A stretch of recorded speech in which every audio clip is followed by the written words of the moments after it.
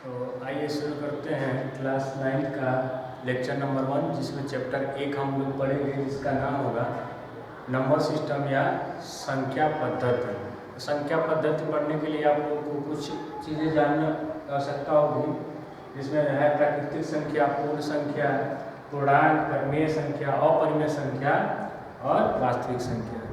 ठीक है, तो आइए जानते हैं प्राकृतिक संख्या क्या होती है। तो आप लोग पहले से ही जानते हैं कि गिनती की संख्याओं को क्या कहते हैं, प्राकृतिक संख्या। तो प्राकृतिक संख्या क्या हो जाएगा, 1 2 3 4 एंड सो ऑन। ये एंड सो ऑन का मतलब होता है डॉट अनंत। अनंत संख्या क्या हो जाएगी, प्राकृतिक संख्या। ये नहीं कि मतलब काउंट नहीं हो सकती प्राकृतिक संख्या, ये अनंत तक जाती है। ठीक है, अब दूसरा आता है पूर्ण संख्या। तो पूर्ण संख्या क्या होता है, पूर्ण संख्या में केवल जीरो को शामिल कर लिया जाए। प्राकृतिक संख्या में जीरो अगर शामिल कर लिया जाए तो क्या हो जाएगा, पूर्ण संख्या। तो शून्य के साथ अगर प्राकृतिक संख्याओं को शामिल कर लिया जाता है तो ये संख्या क्या कहलाती हैं, पूर्ण संख्या। अब आता है पूर्णांक।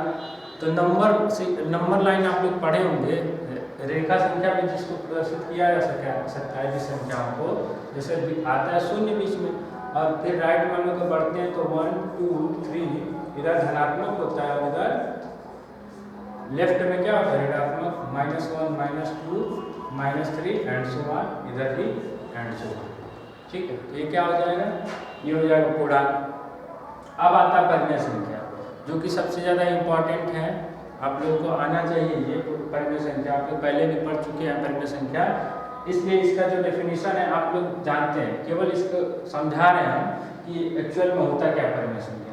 परिमेय संख्या डेफिनेशन क्या कहता है, ऐसी संख्या जिसको p/q के रूप में लिखा जा सके और हर p/q के रूप में लिखा जा सके, हर जो है q जीरो नहीं होना चाहिए, बस ये q जीरो ना हो। और रही बात p और q, तो p और q क्या हो सकते हैं, पूर्णांक। क्या हो सकते हैं, पूर्णांक। पूर्णांक पर आप लोगों को पहले बता दें पूर्णांक क्या होता है, संख्या रेखा की जो संख्या होती है वो पूर्णांक होती है। तो पूर्णांक p और q पूर्णांक होना चाहिए, बस जीरो नहीं होना चाहिए। जीरो को छोड़ के बाकी कोई भी पूर्णांक ऊपर अंश और हर में आए तो ये क्या हो जाएगा, परिमेय संख्या। जैसे आप लोग से कोई पूछे कि 3/2 क्या परिमेय संख्या है, तो हाँ है परिमेय संख्या। क्यों है, क्योंकि इसको p/q के रूप में लिख दिए हैं और हमारा जो q है वो जीरो नहीं है, और p और q क्या है, पूर्णांक है। पूर्णांक में देखिए 3 भी आ रहा है, 2 भी आ रहा है, तो ये 3/2 क्या हो गया, परिमेय संख्या। अब आगे चलते हैं, अगर कोई आपसे मान लीजिए पूछे -3/6, 6 नहीं 7 दे दो, -3/7 परिमेय संख्या है, बिल्कुल परिमेय संख्या। p/q के रूप में हमने इसको लिख भी दिया है, q जीरो नहीं है, q जीरो नहीं है, 7 है। ठीक है, तो ये क्या होगा, परिमेय संख्या। और p और q क्या होना चाहिए, पूर्णांक। तो -3 भी एक पूर्णांक होता है और 7 भी एक पूर्णांक होता है। -3 भी एक पूर्णांक होता है और 7 भी एक पूर्णांक होता है। ये भी क्या हो गया, परिमेय संख्या। अगर मान लीजिए कोई संख्या हो ऐसे भी कि 7, तो क्या 7 एक पूर्णांक या परिमेय संख्या, अगर ये ज्ञात करना हो 7 परिमेय संख्या कैसे ज्ञात करेंगे। तो अगर इसको p/q के रूप में लिखने में अगर हम सक्षम हैं तो ये परिमेय संख्या हो जाएगा, नहीं है तो नहीं होगा। तो केवल देखिए सर 7, आप लोगों को पता है कि किसी भी संख्या के हर में एक होता है। ठीक है, इसको हम 7/1 भी लिख सकते हैं। p और q के रूप में लिख दिए, जहाँ पे q 1 है, जीरो नहीं है ना, जीरो नहीं होना चाहिए, जीरो नहीं है।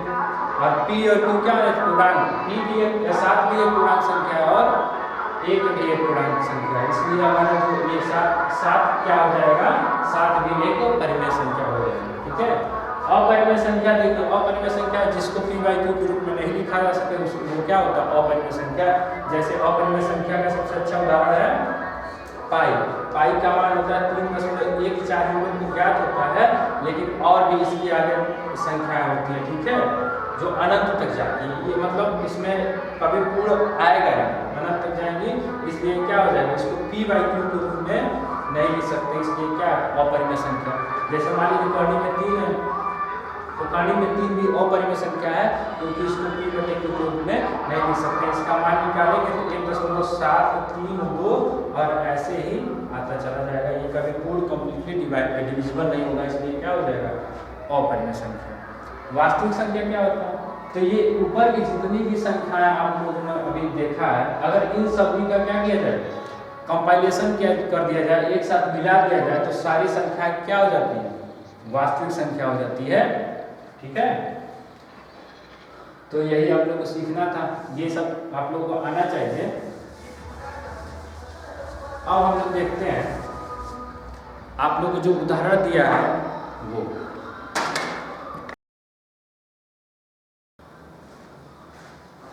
तो चलिए उदाहरण देखते हैं।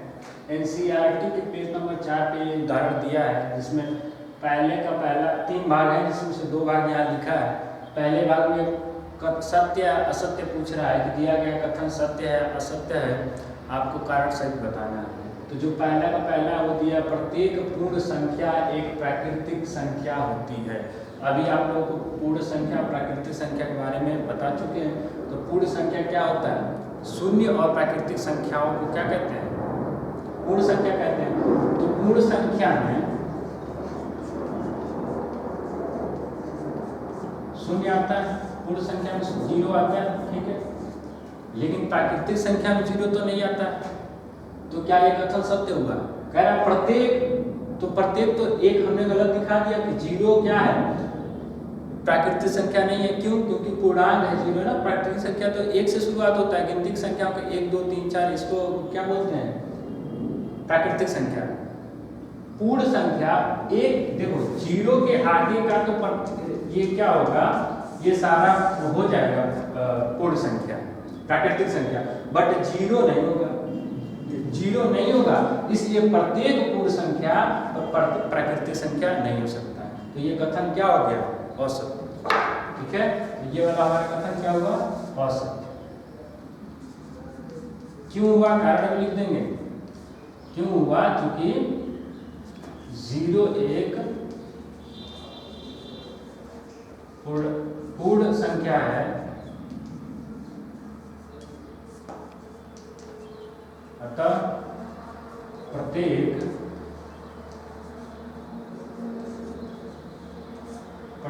पूर्ण संख्या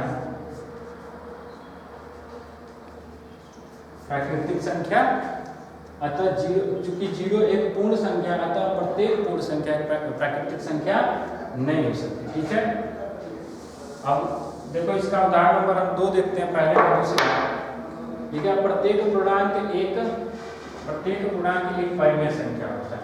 पूर्णांक क्या होता है, तो संख्या रेखा पे जो संख्या होती है वो सब पूर्णांक होती है। संख्या रेखा पे कौन कौन सी संख्या होती हैं, तो 0 के इधर 1 2 3 4 एंड सो ऑन, और लेफ्ट साइड में यही संख्या क्या होती है, ऋणात्मक, तो -1 -3 इधर एंड सो ऑन। ठीक है, तो ये होता है हमारा पूर्णांक।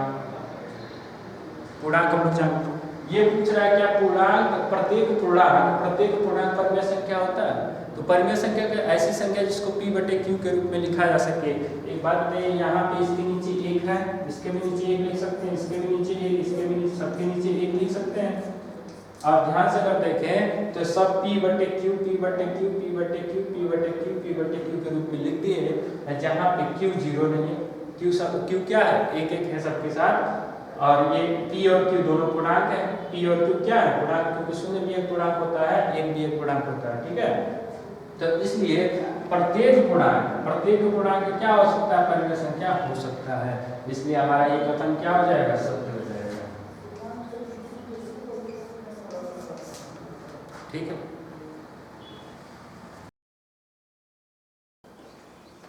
चलिए देखते हैं। एग्जाम्पल नंबर 2 दिया है कि 1 और 2 के बीच 5 परिमेय संख्या बताई है।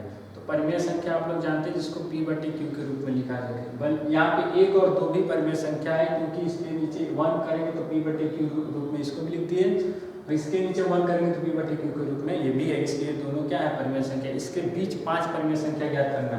अगर मान लीजिए 1 और 10 दिया रहता और इसके बीच में 5 परिमेय संख्या अगर पूछता, तो आप क्या कहते, 2 कह देते, 5 7, इसके बीच का कोई भी अंक ले लेते हैं, वो क्या हो जाता है, परिमेय संख्या हो जाता है। लेकिन ये दोनों एक के बाद एक संख्या है, लगातार क्रमागत संख्या है, 1 और 2, तो इसके बीच में आप परिमेय संख्या डायरेक्टली नहीं बता पाएंगे ऐसे। ठीक है, तो 1 और 2 के बीच में क्या निकालना है, 5 परिमेय संख्या। 5 परिमेय संख्या निकालना है, इसलिए क्या करेंगे, इसके हर में हम 6 से भाग दे देंगे, दो अंश और हर में क्या करेंगे 6 से गुणा कर देंगे, तो ये हो जाएगा इधर भी 1 है, इधर भी 1 है, इसमें 6 का गुणा करेंगे तो इधर भी कर देंगे, इसमें करेंगे तो इधर भी कर देंगे, तो ये गुणा हो क्या हो जाएगा 6/6 और ये क्या हो जाएगा 12/6। ठीक, अब इसके बीच का परिमेय संख्या निकाला, क्योंकि हर तो सेम है। अगर मान लेते हैं किसी संख्या का हर सेम है, जैसे 4 ले लेते हैं, अगर हर सेम रहता है तो अंश को देख के ही बताया जा सकता है कि कौन सी संख्या बड़ी है या कौन सी संख्या छोटी है। जैसे यहाँ पे ये तीनों में से एक सबसे छोटी, इसलिए 1/4 सबसे छोटा संख्या हो गया। 3 सबसे बड़ा है इन तीनों संख्याओं में, तो 3/4 हर तो सेम है 4/4 है, तो ये 3/4 क्या हो गया सबसे बड़ी संख्या इन तीनों में हो गया। ठीक है, तो इसलिए हर को हमने सेम रखा है, ताकि हम संख्या अगर इसमें एक जोड़ देते हैं +1 कर देते हैं तो ये हो जाएगा 7/6। तो एक बात बताओ, इसमें एक जोड़े हैं तो ये जो आई नई संख्या आई, ये इस पूरे होल संख्या से, क्योंकि हर तो सेम है तो पूरे ये पूरा संख्या से वो बड़ा ही होगा, तो यानी कि ये जो संख्या आया ये इसके इधर आएगा। ठीक है, और उससे छोटा आएगा क्योंकि 12 7 से बड़ा है, तो यानी कि जाहिर सी बात है कि जो ये वाली संख्या है इससे बड़ी। ऐसे ही हम अगर 8/6 लिख दें, यहाँ पे हम लिख सकते हैं 9/6, और क्या लिख सकते हैं 10 11/6। कितनी टोटल संख्या हो गई 5 संख्या, और दोनों इसके बीच में है। कैसे चेक करेंगे, क्योंकि सबका हर सेम है तो केवल अंश को देखना। अंश ये 7 बताओ इन दोनों के बीच में आता है कि नहीं आता है, आता है। 8 इन दोनों के बीच में आता है कि नहीं आता, आता है। ये सब संख्या पांचों इन दो संख्याओं के बीच में ही आती है, इसलिए ये हमारा इसके बीच के 1 और 2 के बीच की क्या हो गई है 5 परिमेय संख्या हो गई। यही आंसर हो जाएगा। देखिए क्वेश्चन 1 जो दिया है प्रश्नावली 1.1 का, पूछ रहा है क्या 0 एक परिमेय संख्या है। परिमेय संख्या क्या होता है, ऐसी संख्या जिसको p/q के रूप में लिखा जा सके और q अर्थात हर 0 नहीं होना चाहिए। तो और p और q क्या होना चाहिए, p और q पूर्णांक होने चाहिए। p और q क्या होना चाहिए, पूर्णांक।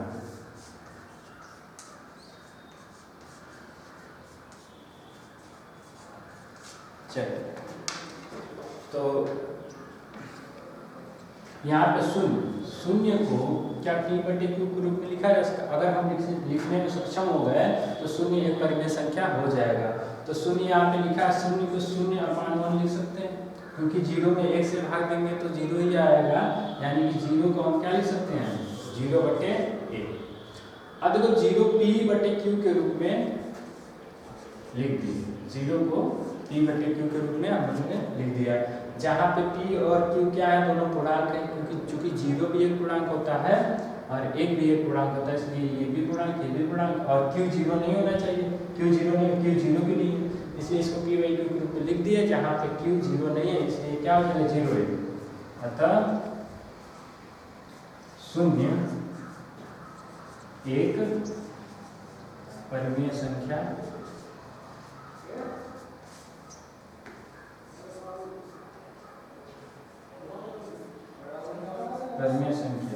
तो 0 एक परिमेय संख्या है।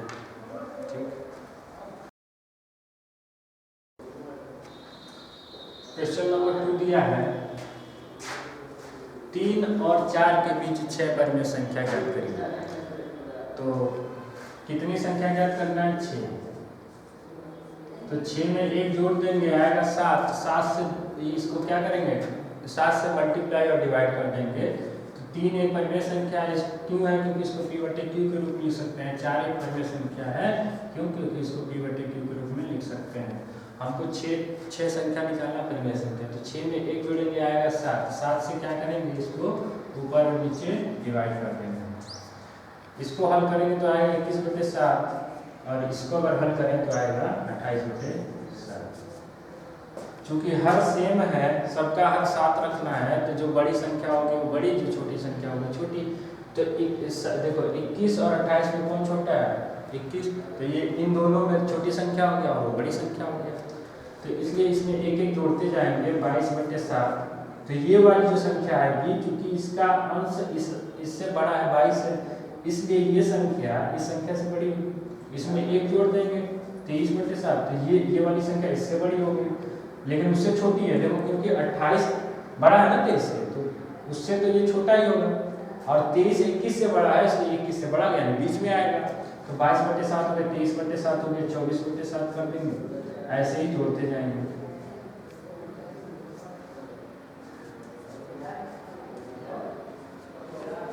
कितनी संख्या हो गई? 2 2 4 1 5 6 निकालें, इसलिए 27/7 आ जाएगा। ठीक है, यहाँ लिख देंगे 28/7। तो हमारा 3 और 4 के बीच में 6 परिमेय संख्या आ गया, ये आंसर हो जाएगा। इस देखो भिन्न भी संख्याएं किसी की आ सकती हैं, अगर चाहो तो उधर से प्लेस करते हो, तो उधर से प्लेस करोगे तो 27 26 25 24 ऐसे आता चला जाएगा। ठीक है, तो 3 और 4 के बीच में ये हमारी परिमेय संख्या आ गई, ये क्या हो जाएगा?